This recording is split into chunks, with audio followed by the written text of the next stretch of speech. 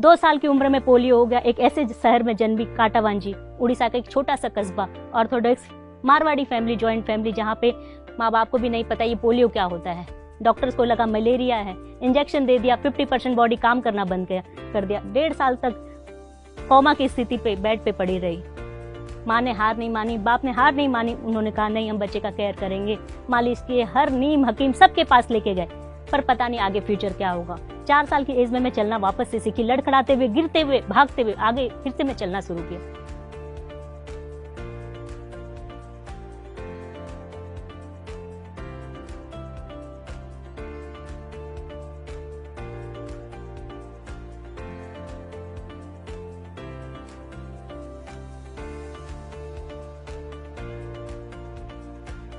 School के लिए जब वो परेशान हुए, एडमिशन नहीं मिल रहा था, कोई भी स्कूल इस बच्चे को लेना नहीं चाहता था। समहाउ कहीं एक स्कूल में एडमिशन मिला। बहुत ज्यादा तो स्कूल की बातें याद नहीं आती, पर इतना याद आता है कि बहुत संघर्षपूर्ण था, मेरे लिए आसान नहीं था। स्कूल जाती थी, रास्ते में कुछ बच्चे खेलते होते तो वो चिढ़ाते थे, लड़खड़ाते थे, एक्ट करते थे और पत्थर भी मारते थे। इग्नोर करती थी, मैं उधर नहीं देखती थी। ऐसा लगता अगर आज मैंने इनको देख लिया, अपने आप को रोक लिया, तो मैं कभी आगे नहीं बढ़ पाऊंगी। वो 4 किलो का बस्ता, वो 1 किलो का टिफिन, वो 1 किलो का पानी बोतल आज भी याद आता है। जब मैं निकलती थी स्कूल से घर जाने को, लंबा सा सफर लगता था, कोई साथ चलने को तैयार नहीं होता था। धीरे धीरे रुकते हुए अकेले घर आती थी, क्योंकि शरीर में पोलियो था, मन में पोलियो नहीं। स्कूल की पढ़ाई कंप्लीट हुई, आगे डॉक्टर बनने की इच्छा थी। माँ बाप को कहा तो पापा ने कहा कि नहीं, हमारी फाइनेंशियल पावर इतनी नहीं है। क्या बोलते कि ऐसे बच्चे को, किस तरीके से डिसेबल बच्चे को वो बाहर भेजते, नहीं भेज सकते, तो उनकी मजबूरी थी। समहाउ मैंने कॉमर्स लिया, जो एक कॉलेज था छोटे से गांव पे, वहां कॉमर्स की पढ़ाई कंप्लीट की, ग्रेजुएशन कंप्लीट किया।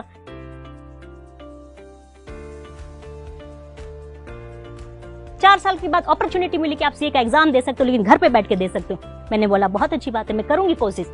जिस समय सीए की पढ़ाई शुरुआत की ना, तो मुझे डेबिट समझ में आता था, क्रेडिट समझ में आता था, मैं भूल चुकी थी अकाउंट्स। फिर भी कोशिश किया, घर पे बैठ के 1 महीना कोशिश की। वहां से उस समय 30 या 40 बच्चे ने गांव से एग्जाम दिया था, मैंने टॉप किया। माँ बाप को साहस आया कि बच्ची कुछ कर सकती है, इसे पढ़ने का और मौका देना चाहिए। आगे पढ़ने के लिए मैं शहर गई। शहर पे इतना बड़ा शहर था, पहली बार तो मैं 1000 बच्चों को देखा। कहाँ छोटे से गांव में 50 बच्चों के साथ पढ़ी हुई।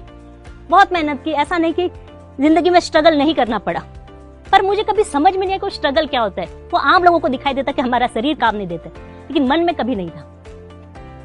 मन से अगर हार जाती तो मैं आज हार जाती। सीए कंप्लीट हुआ, मैंने 6 महीने पहले कंप्लीट किया और मुझे अपने ही कोचिंग इंस्टीट्यूट में बेस्ट स्टूडेंट का अवार्ड मिला। उस समय मैंने टॉप किया।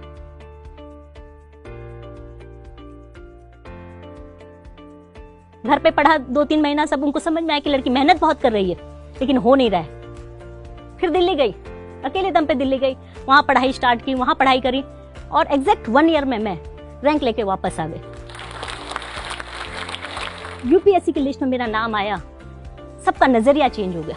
मैं बचपन से क्विक डिसीजन रही हूँ, मैं सोच लेती कि मुझे ये करना है तो मैं करके रहती थी, चाहे वो भीड़ से अलग होता है। भीड़ हमेशा क्रिटिसाइज करता है कि क्यों कर रही हो, पगला गई हो। जब मैं सीए से आईएएस बनने का सोचा तो भी लोगों ने यही कहा, तुम्हें पता है तुम सीए भी नहीं रहोगी, आईएएस भी नहीं रहोगी। पर मुझे आज तक के सर्वे में लोगों ने कहा कि you are the first CA in lady officer जो become income tax deputy commissioner. Orissa के छोटे से जगह से पली हुई। जब मैं दिल्ली में प्रिपरेशन करती थी, इनिशियली मुझे लगता था कि मैं एक छोटे से गांव में पढ़ी हूँ, काश मैं कोई यूनिवर्सिटी में पढ़ती, कोई बड़ी जगह में पढ़ती, इंग्लिश मीडियम में ही पढ़ लेती तो शायद मैं कुछ होती। लेकिन जब क्लियर किया, जब एग्जाम में लोगों से कम्पीट किया, चाहे वो आईआईटीएन हो, एमबीबीएस हो, डॉक्टर हो, सर्जन हो, तो भी बात समझ में कोई फर्क नहीं पड़ता। किताबें वही सेम है, ABCD वही सेम है, अ आ ई वही सेम है। पढ़ने का जुनून आपका अलग है। आप उस किताबों की शिद्दत से पढ़िए, मेहनत से पढ़िए, वही आपको आगे लेके जा सकता है। आज की दुनिया में कोई चीज आपको आगे ले जा सकती है सिर्फ एजुकेशन और परिश्रम और विल पावर। मुझे एक बात याद आती है कि जब मेरा एक डॉक्टर जिन्होंने अटल बिहारी वाजपेयी जी का ऑपरेशन किया था घुटनों का, उन्होंने जब मेरा रिपोर्ट देखा, मेडिकल रिपोर्ट, तो उन्होंने एक बात बोली कि सारिका, हमें लगता नहीं है कि तुम चल सकती इस मेडिकल रिपोर्ट के हिसाब से, लेकिन तुम चल रही हो सिर्फ विल पावर के कारण। और दुनिया में कोई चीज आपको बदल सकती है जो अद्भुत, अकल्पनीय, अविस्मरणीय, अद्वितीय कुछ हो सकता है तो सिर्फ पढ़ाई है, एजुकेशन है। सोसाइटी का डेवलपमेंट हो सकता है। लोगों की बातों पे बच जाइए, लोग तो पांव खींचेंगे।